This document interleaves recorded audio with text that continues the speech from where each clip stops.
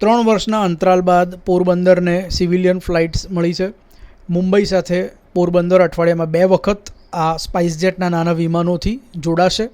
પહેલી ફ્લાઇટ આવી ત્યારે બાબુભાઈ બોખરિયા અને અર્જુનભાઈ મોઢવાડિયા જે સ્થાનિક ધારાસભ્ય છે તેઓએ પ્રવાસીઓનું સ્વાગત કર્યું અને આશાવાદ સેવ્યો કે આજે મુંબઈ સાથે આ જોડાણ મળ્યું છે, હવેના પ્રયત્નો દિલ્હી સાથે પોરબંદરને જોડાણ મળે તે માટેના રહેશે.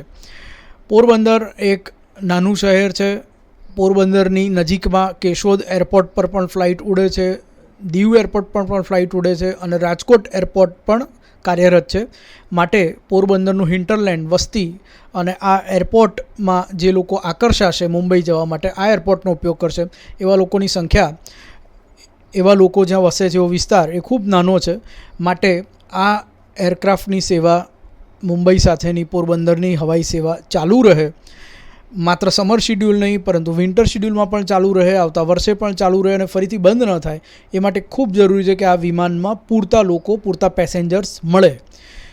કોઈપણ એરલાઇન્સ પૂરતા પેસેન્જર ન મળે તો ઘણા લાંબા સમય સુધી કોઈ રૂટ ચાલુ રાખી શકતી નથી.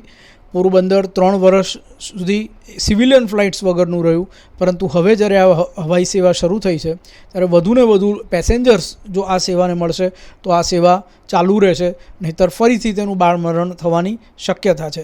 હાલ તો પોરબંદરવાસીઓ જે મુંબઈ જવા માગે છે, ઝડપથી જવા માગે છે, મુંબઈવાસીઓ જે પોરબંદર જવા માગે છે અને આસપાસના વિસ્તારમાં જવા માગે છે તેમના માટે આ એક ખૂબ જ સારા સમાચાર છે.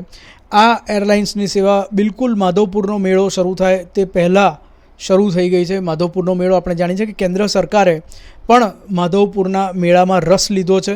નોર્થ ઇસ્ટથી 658થી વધારે કલાકારો ઓલરેડી ગુજરાતમાં આવી ચૂક્યા છે માધવપુરના મેળામાં ભાગ લેવા માટે.